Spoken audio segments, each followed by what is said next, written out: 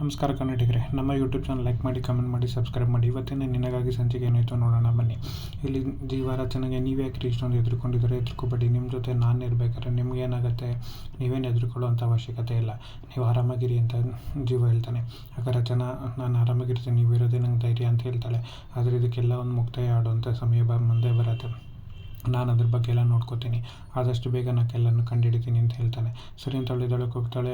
ಅಂದರೆ ನೀವು ಯಾಕೆ ಎದುಳ್ತೀರಾ, ನಾನೇ ಎಲ್ಲ ನಿಮ್ಮ ಸೇವೆ ಮಾಡ್ತೀನಿ, ನೀವು ತಲೆ ಕೆಡಿಸ್ಕೋಬೇಡಿ ಬನ್ನಿ ಅಂತೇಳಿ ರಚನೆನ ಕರ್ಕೊಂಡೋಗಿ, ಫಸ್ಟು ನೀವು ಟ್ಯಾಬ್ಲೆಟ್ ತೊಗೊಂಡು ತಿಂಡಿ ತಿನ್ನಬೇಕು ಅಂತಂದರೆ ಅಲ್ಲಿ ಬ್ರಷ್ ಮಾಡಬೇಕು ಬನ್ನಿ ಅಂತ ಕರ್ಕೊಂಡೋಗಿ ವಾಶ್ರೂಮ್ಗೆ.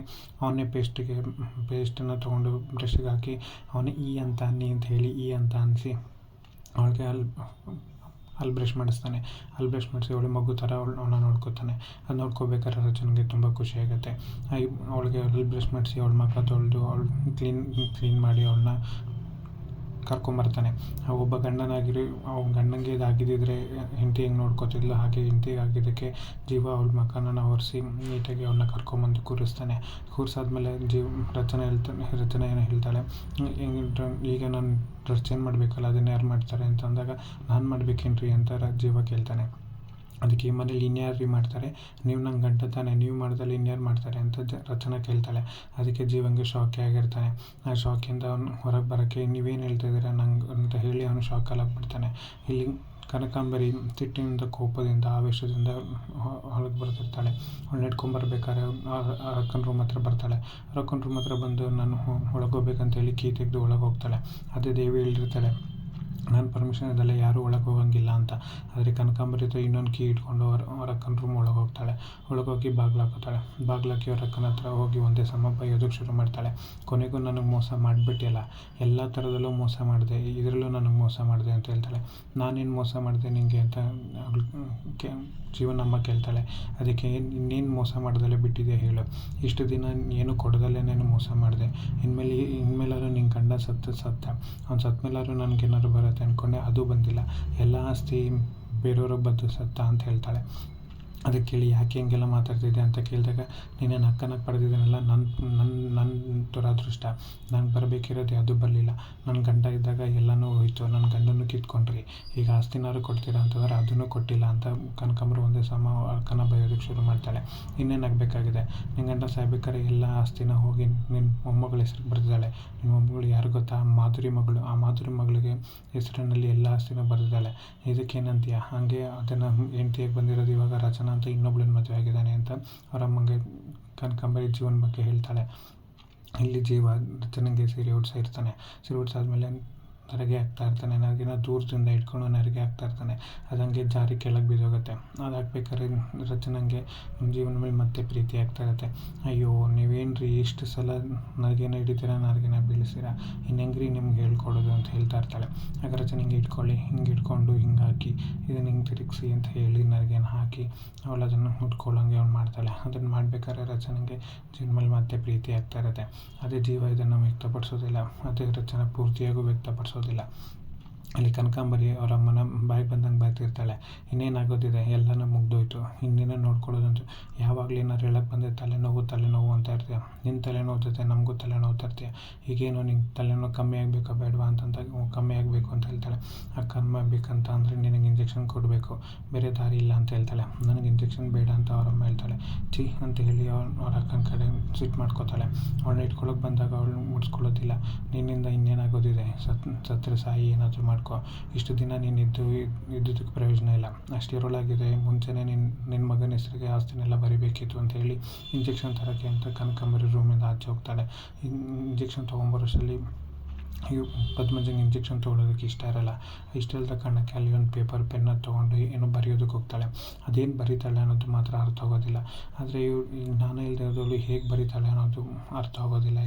ಇಲ್ಲಿ ಜೀವ ಕೊನೆಗೆ ಚೆನ್ನಾಗಿ ರಚನೆ ಕೂರಿಸಿ ಹೋಗ್ತಾನೆ, ನಾನು ತಿಂಡಿ ತೊಗೊಂಬರ್ತೀನಿ ಅಂತ. ಇಲ್ಲಿ ತಿಂಡಿ ತೊಗೊಂಬಂದ್ಮೇಲೆ ಬಾಗಿಲ ಹತ್ರ ನಿಂತ್ಕೊಂಡು ಒಳಗೆ ಬರ್ಬೋದಾ ಅಂದಾಗ ರಚನಾ ಬರಬೇಡ, ಅಲ್ಲೇ ನಿಂತ್ಕೊಳ್ಳಿ ಅಂತ ಹೇಳ್ತಾಳೆ. ಅದಕ್ಕೆ ಕೃಷ್ಣ ಜೀವನ ಬೈತಾಳೆ. ಬೇಬಿ ನೀನೇನು ಮಾಡಿದೆ ಮತ್ತು ಅಮ್ಮಂಗೆ, ಅಮ್ಮ ಯಾಕೆ ನಮ್ಮನ್ನ ಬರೋದು ಬೇಡ ಅಂತಿದ್ದಾಳೆ, ಬೆಳಗ್ಗೆ ಜಗಳ ಮಾಡಿದ್ಯಾ, ನಂಗೆ ಗೊತ್ತಿಲ್ಲ ಅದೆಲ್ಲ, ಅಮ್ಮನ ಹತ್ರ ಈಗಲೇ ಸಾರಿ ಕೇಳು ಅಂತ ಕೃಷ್ಣ ಜೀವಂಗೆ ಹೇಳ್ತಾಳೆ. ಅದಕ್ಕೆ ಜೀವ ಹೇಳ್ತಾನೆ, ನಾನೇನು ಮಾಡಿಲ್ಲ ಬೇಬಿ, ನಾನೇನು ಮಾಡಿಲ್ಲ, ಬೇಕಾದ್ರೆ ಅಮ್ಮನೇ ಕೇಳು ಅಂತ ಅಂದಾಗ ರಚನೆ ಹೇಳ್ತಾಳೆ, ಇಬ್ಬರಿಗೂ ನಾನು ಸುಮ್ಮನೆ ತಮಾಷೆ ಮಾಡಿದ್ದು, ಬನ್ನಿ ಒಳಗೆ ಅಂತ ಹೇಳ್ತಾಳೆ. ಆಗ ಜೀವ ನನಗೆ ಕೋಪ ಬಂತು, ನನಗೆ ಬೇಜಾರಾಯಿತು, ನಂಗೆ ಹರ್ಟ್ ಆಯಿತು ಅಂತ ಹೇಳ್ತಾನೆ. ಅದಕ್ಕೆ ಕೃಷ್ಣ ಸಾಕು ನೀನು ಡವ್ ಮಾಡಿದ್ದು, ಬಾ ಒಳಗೆ ಅಂತ ಹೇಳಿ ಅವರಪ್ಪನ ಕರ್ಕೊಂಬರ್ತಾಳೆ. ಕರ್ಕೊಂಬಂದು ಕೂರಿಸಾದ್ಮೇಲೆ ತಿಂಡಿ ತಿನಿಸು ಅಮ್ಮಂಗೆ ಅಂತ ಹೇಳ್ತಾಳೆ. ಇನ್ನೇನು ತಿನ್ನಿಸ್ತಾ ಇರ್ಬೇಕಾದ್ರೆ ಕೃಷ್ಣ ಅವನ್ನೇ ನೋಡ್ತಾ ಇರ್ತಾಳೆ. ಕೃಷ್ಣ ನೋಡ್ಬೇಕಾದ್ರೆ ನೀನು ಯಾಕೆ ಒಬ್ಬಳೇ ನಿಂತಿದ್ದೆ ಬಾಕಂದ ಅಂತೇಳಿ ಕೃಷ್ಣನ ಕೂರಿಸಿ ಫಸ್ಟ್ ಕೃಷ್ಣನಿಗೆ ತೂತನ್ನ ತಿನ್ನಿಸ್ತಾನೆ. ಅದಾದಮೇಲೆ ರಚನೆಗೂ ತಿನ್ನಿಸ್ತಾನೆ. ಇಬ್ಬರಿಗೂ ತಿನ್ನಿಸಿ ಅವ್ರಿಗೆ 3 ಜನನೂ ಖುಷಿಯಾಗಿರ್ತಾರೆ. ನೀವಿಬ್ಬರು ಚೆನ್ನಾಗಿದ್ರೆ ಸಾಕು ನನಗೆ ಅಂತ ಹೇಳ್ತಾ ರಚನೆಗೂ ತಿಂಡಿ ತಿನ್ನಿಸ್ತಾನೆ. ಹಾಗೆ ಕೃಷ್ಣನಿಗೂ ತಿಂಡಿ ತಿನ್ನಿಸ್ತಾನೆ. ಯಾಕೆ ಮತ್ತೆ ಕೂತ್ಕೊಂಡು ನಿಂತಿದ್ಯಾ, ಬಾ ಕೂತ್ಕೊ ಅಂಥೇಳಿ ಮತ್ತೆ ಕೂರಿಸಿ ಅವ್ಳಿಗೂ ತಿನ್ನಿಸಿ ಖುಷಿ ಪಡ್ತಾನೆ. ಇದೆಲ್ಲ ಖುಷಿ ಪಡ್ಬೇಕಾದ್ರೆ ಇನ್ನೇನು ತಿನ್ನಿಸ್ತಾ ಇರ್ತಾನೆ. ಅಷ್ಟರಲ್ಲಿ ಕೃಷ್ಣನ ಫ್ರೆಂಡು, ಕೃಷ್ಣ ಎಲ್ಲಿದೆಯಾ, ನಾನು ಬಂದಿದ್ದೀನಿ ಬಾ ಅಂತ ಕರೀತಾನೆ. ಆ ಕರೆದಂಗೆ ಕೃಷ್ಣಗೆ ನತ್ತೆ ಇರಿದಾಗ ಜೀವನೇ ನೀರು ಕುಡಿಸ್ತಾನೆ. ನೀರು ಕುಡಿಸೋ ಅಷ್ಟರಲ್ಲಿ ಮತ್ತೆ ಕೃಷ್ಣನ ಫ್ರೆಂಡ್ ಕರೀತಾನೆ, ಕೃಷ್ಣ ನಾನು ಬಂದಿದ್ದೀನಿ ಬಾ, ಎಲ್ಲಿದೆಯಾ ಅಂತ ಕರೆದಾಗ ಬಂದ ನನ್ನ ಶತ್ರು, ನನ್ನ ಪ್ರಾಣ ತಿನ್ನೋಕ್ಕೆ ಅಂತ ಜೀವ ಹೇಳ್ತಾನೆ. ಅಷ್ಟರಲ್ಲಿ ಕೃಷ್ಣ ಅಲ್ಲಿಗೆ ಅವ್ನ ಫ್ರೆಂಡ್ ಹತ್ರ ಓಡೋಗ್ತಾಳೆ ತಿಂಡಿ ತಿನ್ನೋದು ಬಿಟ್ಟು. ಇಲ್ಲಿ ಕಂಪ್ಲೀಟಾಗಿ ಜೀವ ರಚನೆಗೆ ತಿಂಡಿ ತಿನ್ನಿಸೋದಕ್ಕೆ ಶುರು ಮಾಡ್ತಾನೆ. ಇಲ್ಲಿ ಪದ್ಮಜ ನಂಗೆ ತಲೆ ನೋವ್ತದೆ ಅಂತ ಹೇಳಿದ್ಲು. ಅವಳು ಏನೋ ಪತ್ರದಲ್ಲಿ ಬರಿತಿರ್ತಾಳೆ. ಅದು ಏನು ಬರಿತಿರ್ತಾಳೆ, ಏನಂತ ಬರಲ್ಲ ಅನ್ನೋದು ಮಾತ್ರ ಅರ್ಥ ಆಗೋದಿಲ್ಲ. ಅದನ್ನು ಚೀಟಿನ ಮುದ್ರಿ ಅವಳ ಹಾಸಿಗೆಗೆ ಒಂದು ತೂತು ಮಾಡಿರ್ತಾಳೆ. ಆ ತೂತಲ್ಲಿ ಎಲ್ಲನೂ ಇಡ್ತಾ ಇರ್ತಾಳೆ. ಆಲ್ರೆಡಿ ಅದರಲ್ಲಿ ಎಷ್ಟೊಂದನ್ನು ಬರೆದು ಅದಲ್ಲಿ ಇಟ್ಟಿರ್ತಾಳೆ. ಅದು ಏನು ಬರೆದಿದ್ದಾಳೆ, ಏನು ಇಟ್ಟಿದ್ದಾಳೆ ಅನ್ನೋದು ಮಾತ್ರ ಗೊತ್ತಾಗೋದಿಲ್ಲ. ಬಾಗಿಲು ತೆಗ್ದಿರೋದು ನೋಡಿ, ಬಾಗಿಲು ತೆಗ್ದಿದೆ, ನಾನು ಆಚೆ ಹೋದರೆ ನಂಗೆ ತಲೆನೋವು ಅದು ಕಮ್ಮಿ ಆಗುತ್ತೆ ಅಂತ ಅಂದ್ಕೊಂಡು ಆಚೆ ಹೋಗೋದಕ್ಕೆ ಅನ್ಕೋತಾಳೆ. ಅಲ್ಲಿ ಹಾಲಲ್ಲಿ ಬಾಲ ಮತ್ತು ಅವನ ಫ್ರೆಂಡು ಕೃಷ್ಣನ ಫ್ರೆಂಡು ಮತ್ತು ನಿಧಿ ಇರ್ತಾರೆ. ಅವರೆಲ್ಲರೂ ಇದು ಹೆಂಗೆ ಸಾಧ್ಯ, ಇಷ್ಟು ದೊಡ್ಡ ಮನೇಲಿ ಇಷ್ಟು ಸೆಕ್ಯೂರಿಟಿ ಇಲ್ದಾರೆ ರಚನೆ ಮೇಲೆ ಹೇಗಲ್ಲೇ ಆಗೋದಕ್ಕೆ ಸಾಧ್ಯ, ನೀವೇನು ಸುಮ್ಮನೆ ಹೇಳ್ತಾಯಿದ್ದೀರಾ ಅಂತ ಕೇಳಿದಾಗ ಬಾಲ ಹೇಳ್ತಾನೆ, ಸುಮ್ಮನೆ ಹೇಳ್ತಾಯಿಲ್ಲ, ನಿಜಾನೇ ಹೇಳ್ತಾ ಇರೋದು ಅಂತ ಹೇಳ್ತಾನೆ.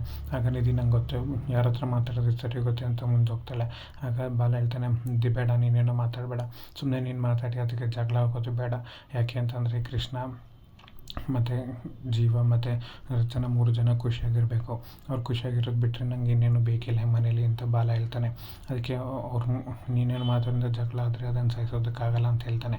ಸರಿ ಅಂತ ನಿಧಿ ಅಲ್ಲಿಂದ ಅವ್ರನ್ನ ಆಟಾಡ್ಸೋಕ್ಕೆ ಅಂತ ಹೊರಟೋಗ್ತಾಳೆ. ಬಾಲಂಗೆ ಅವ್ನ ಫ್ರೆಂಡ್ ನೀನು ಸಮಾಧಾನ ಮಾಡಿಕೊಡು, ಎಲ್ಲ ಸರಿ ಹೋಗುತ್ತೆ ಅಂತ ಹೇಳ್ತಾಳೆ. ಇಲ್ಲಿ ಜೀವ ತಿಂಡಿ ತಿನ್ಸಾದ್ಮೇಲೆ ರಚನೆ ಹೇಳ್ತಾಳೆ ಜೀವಂಗೆ, ನಾನು ನಿಮ್ಗೆ ಎಷ್ಟು ಕಷ್ಟ ಕೊಡ್ತಾ ಇದ್ದೀನಲ್ವ, ನಾನು ಹಿಂಗೆ ಕಷ್ಟ ಕೊಡಬಾರ್ದಾಗಿತ್ತು ನಿಮಗೆ ಅಂತ ರಚನೆ ಕೇಳ್ತಾಳೆ. ಅಲ್ಲ ಕಣ್ರಿ, ಈಗ ನಾನು ನಿಮ್ಮ ಗಂಡ ಅಂತ ಅಂದಮೇಲೆ ನೀವು ನನ್ನ ಹೆಂಡತಿ ಅಲ್ವ, ನನಗೆ ಹಿಂಗೆ ಆಗಿದ್ದಿದ್ರೆ ನೀವು ಸುಮ್ಮನೆ ಇರ್ತಿದ್ರ, ಆಗ ನನ್ನ ಹೀಗೆ ನೋಡ್ಕೋತಿದ್ದೀರಲ್ಲ, ಹಾಗೆ ನಾನು ನಿನ್ನ ನೋಡ್ಕೋತಾ ಇದ್ದೀನಿ ಅಷ್ಟೇ, ನಿನಗೆ ನಾನು ನನಗೆ ನೀವು ಅಷ್ಟೇ ಅಂತ ಹೇಳ್ತಾಳೆ. ಹಾಗಾದರೆ ಇದನ್ನು ರಾಗವಾಗಿ ಹೇಳಿ ಅಂದಾಗ ನನಗೆ ನೀನು ನಿನಗೆ ನಾನು ಅಂತ ಹಾಡೋದಕ್ಕೆ ಶುರು ಮಾಡ್ತಾನೆ. ಅದಾದಮೇಲೆ ನೀವು ಹಿಂಗೆ ಕೂದಲು ಬಿಟ್ಕೊಂಡಿದ್ರೆ ಚೆನ್ನಾಗಿ ಕಾಣಲ್ಲ, ನೀವು ಕೂದಲು ಜಡೆ ಹಾಕಿದ್ರೇ ಚಂದ, ನಂಗೆ ಬರೋಂಗೆ ನಾನು ನಿಮಗೆ ಜಡೆ ಹಾಕ್ತೀನಿ, ಬಟ್ ಏನು ಅನ್ಕೋಬೇಡಿ ಅಂತ ಹೇಳ್ತಾನೆ. ಅಯ್ಯೋ ಜೀವ, ನೀವು ಹಿಂಗೆ ಜಡೆ ಯಾವಾಗಲೂ ಕೃಷ್ಣನಿಗೆ ನೀವು ಜಡೆ ಹಾಕ್ಬೇಕಾದ್ರೆ ನನಗೂ ಹಿಂಗೆ ಜಡೆ ಹಾಕಿದ್ರೆ ಎಷ್ಟು ಚಂದ ಅಲ್ವಾ ಅಂತ ಎಷ್ಟೊಂದು ಸಲ ಅಂದ್ಕೊಂಡಿದ್ದೀನಿ ಅಂತ ಹೇಳ್ತಾಳೆ. ಅದಕ್ಕೆ ಯಾಕೆ ಸಂಕೋಚ ಪಡ್ಕೋತೀರಾ, ನೀವು ಖುಷಿಯಾಗಿರಬೇಕು ಅಂತಂದರೆ ನಾನು ಏನು ಬೇಕಾದ್ರೂ ಮಾಡ್ತೀನಿ, ನಿಮ್ಗೆ ಯಾವಾಗ ಬೇಕಾದರೂ ನಿಮ್ಗೆ ಜಡೆ ಹಾಕಬೇಕು ಅಂತ ಹೇಳಿ ನಾನು ನಿಮಗೆ ಜಡೆ ಹಾಕ್ತೀನಿ ಅಂತ ಜೀವ ಹೇಳ್ತಾನೆ. ಸರಿ, ಇವತ್ತು ನಿಮಗೆ ತಲೆಗೊಂದು ಗತಿ ಕಾಣಿಸ್ಬೇಕು ಅಂತ ತಮಾಷೆ ಮಾಡಿ ಅವಳಿಗೆ ಜಡೆ ಹಾಕೋದಕ್ಕೆ ಶುರು ಮಾಡ್ತಾನೆ. ಇಲ್ಲಿ ಪದ್ಮಜ ಬಾಗಿಲು ತೆಗೆದಿದೆ, ಹೆಂಗಿದ್ರು ನಾನು ಇಲ್ಲಿಂದ ಹೋಗಬೇಕು, ಫಸ್ಟ್ ಹೋಗಬೇಕು ಅಂತ ಅಂದ್ಕೊಂಡು ಹೊರಗೆ ಬರೋದಕ್ಕೆ ಪ್ರಯತ್ನ ಪಡ್ತಾಳೆ. ಅದು ಅವಳಿಗೆ ತಲೆ ತುಂಬ ಸಿಡಿತಾ ಇರುತ್ತೆ. ಅಷ್ಟು ತಲೆನೋವು ಏನಿಗೆ ಬಂತು ಅನ್ನೋದು ಮಾತ್ರ ಗೊತ್ತಾಗೋದಿಲ್ಲ. ಅವಳಂಗೆ ಹೊರಗೆ ಆಚೆ ಇಟ್ಟು ರೂಮಿಂದ ಆಚೆ ಬಂದೇ ಬಿಡ್ತಾಳೆ. ಇಲ್ಲಿ ಕೃಷ್ಣ ಬೇಜಾರಾಗಿ ಕೂತಿರ್ತಾಳೆ ಹಾಲಲ್ಲಿ. ಕೂತಿರ್ಬೇಕಾದ್ರೆ ಅವ್ನ ಫ್ರೆಂಡ್, ಯಾಕೆ ಕೃಷ್ಣ ನೀನು ಕೂತಿದ್ರೆ ನಂಗೆ ಇಷ್ಟ ಆಗಲ್ಲ, ನೀನು ಯಾವಾಗಲೂ ನಗ್ತಾ ತರಬೇಕು ಅಂತ ಹೇಳಿ ತಮಾಷೆ ಮಾಡಿ ಅವಳನ್ನ ನಗಿಸ್ತಾನೆ. ಕೃಷ್ಣ ಜೋರಾಗಿ ನಗ್ತಾ ಇರ್ತಾಳೆ. ಇಲ್ಲಿ ಜೀವ ಕಂಪ್ಲೀಟಾಗಿ ರಚನೆಗೆ ಜಡೆ ಹಾಕಿ ಮುಗಿಸಿರ್ತಾನೆ. ಜಡೆ ಹಾಕಿ ಮುಗಿಸಾದ್ಮೇಲೆ ನೋಡಿ ಎಷ್ಟು ಚೆನ್ನಾಗಿದೆ ಅಂತ ಬಿಟ್ಟಾಗ ರಚನೆಗೆ ತುಂಬ ಖುಷಿಯಾಗುತ್ತೆ. ತುಂಬ ಚೆನ್ನಾಗಿ ಜಡೆ ಹಾಕಿದ್ದೀರಾ ನೀವು ಅಂತ ಹೇಳಿ ರಚನೆ ಖುಷಿ ಪಡ್ತಾಳೆ. ಇಲ್ಲಿ ಪದ್ಮಜ ಬರಬೇಕಾದ್ರೆ ಪಾಟ್ನ ತಾಗಿಸಿ ಕೆಳಗೆ ಬೀಳಿಸ್ತಾಳೆ. ಅದರೊಳಗೆ ಏನು ಮಾಡ್ತಿದ್ದೀನಿ ಅನ್ನೋದಕ್ಕೆ ಜ್ಞಾನನೇ ಇರಲ್ಲ, ಯಾಕೆಂದರೆ ಅವಳ ತಲೆ ತುಂಬ ನೋವ್ತಾ ಇರುತ್ತೆ. ನಂಗೆ ತಲೆ ನೋವ್ತದೆ, ನಂಗೆ ತಲೆನೋವನ್ನು ತಡೆಯೋದಕ್ಕಾಗ್ತಾಯಿಲ್ಲ ಅಂತ ಹೇಳಿ ಅಲ್ಲಿಂದ ಹಾಲಿಗೆ ಬರ್ತಾಳೆ. ಹಾಲಿಗೆ ಬಂದಾಗ ಕೃಷ್ಣ ಮತ್ತು ಅವ್ನ ಫ್ರೆಂಡ್ ಇಬ್ಬರೂ ಅಲ್ಲಿ ಮಾತಾಡ್ಕೊಂಡು ಕೂತಿರ್ಬೇಕಾದ್ರೆ ಅದನ್ನು ನೋಡ್ತಾಳೆ. ಅದನ್ನ ನೋಡಿ ಬಂದು ಇವಳೇನ ಅವ್ಳ ಮಗಳು ಅಂದ್ಕೊಂಡು ಅವಳ ಮೇಲೆ ಪಾಟ್ ಎತ್ಕೋತಾಳೆ. ಪಾಟ್ ಎತ್ಕೊಂಡು ಅವಳ ತಲೆ ಮೇಲೆ ಹಾಕೋಕ್ಕೆ ಅಂತ ಹೋದೋ ಅಷ್ಟರಲ್ಲಿ ಅದನ್ನು ಹಾಗೆ ಸುಣ್ಣಾಗಿ ಬಿಡ್ತಾಳೆ. ಅಷ್ಟರಲ್ಲಿ ಕೃಷ್ಣ ಜೋರಾಗಿ ಕಿರ್ಚ್ಕೋತಾಳೆ ಅಮ್ಮ ಅಂತ. ಹಿಂಗೆ ಕಿರ್ಚ್ಕೊಂಡಾಗ ಜೀವ ಹೇಳ್ತಾನೆ, ಇದು ಕೃಷ್ಣ ಕಿರ್ಚ್ಕೊಂಡಿದ್ದಲ್ವ, ಮತ್ತೇನಾಯ್ತು ಕೃಷ್ಣಂಗೆ ಅಂತೇಳಿ ಗಾಬರಿಯಿಂದ ಬರ್ತಾಳೆ. ಹೌದು ಹೌದು ಕಣ್ರಿ, ಇದು ಕೃಷ್ಣನ ವಾಯ್ಸೆ ಅಂತ ರಚನೆ ಹೇಳ್ತಾಳೆ. ಹಾಗಿಬ್ಬರು ಅಲ್ಲಿ ರೂಮಿಂದ ಹಾಲಿಗೆ ಓಡಿ ಬರ್ತಾರೆ. ಹಾಗೆ ಬಂದಾಗ ಇಲ್ಲಿ ಪದ್ಮಜ ಪಾಟ್ನ ಅವಳ ಮೇಲೆ ಹಿಡ್ಕೊಂಡಿರ್ತಾಳೆ. ಅದು ಅವಳಿಗೆ ಏನು ಮಾಡ್ತಾಯಿದ್ದೀನಿ ಅಂತ ಗೊತ್ತಾಗೋದಿಲ್ಲ. ಆ ಪಾಟ್ನ ಸೈಡಿಗೆ ಹಾಕಿ ಕೃಷ್ಣನ ಹಾಗೆ ನೋಡ್ತಾ ಇರ್ತಾಳೆ. ಯಾಕೆ ಹಂಗೆ ನೋಡ್ತಾ ಇರ್ತಾಳೆ ಅನ್ನೋದು ಅರ್ಥ ಆಗೋಲ್ಲ. ಅವಳ ಮನಸ್ಸಲ್ಲಿ ಇವಳೇನೋ ಅವ್ರ ಮಗಳು ಅನ್ನೋದು ಮಾತ್ರ ಗೊತ್ತಿರಲ್ಲ. ಮುಂದಿನ ಭಾಗದಲ್ಲಿ ಏನಾಗುತ್ತೆ ಕಾದು ನೋಡೋಣ.